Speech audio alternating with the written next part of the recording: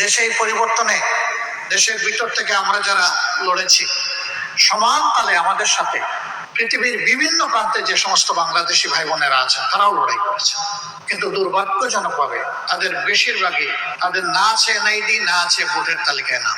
এই জন্য আমাদের অত্যন্ত বলিষ্ঠ, ন্যায্য, স্বচ্ছ, স্পষ্ট দাবি, বিদেশে অবস্থানরত প্রত্যেকটি বাংলাদেশিকে ভোটের অধিকার তাদেরকে দিতে হবে। এই তালিকাভুক্ত তাদেরকে অবশ্যই করতে হবে, এবং এটা খুব দুঃসহ ব্যাপার নয়।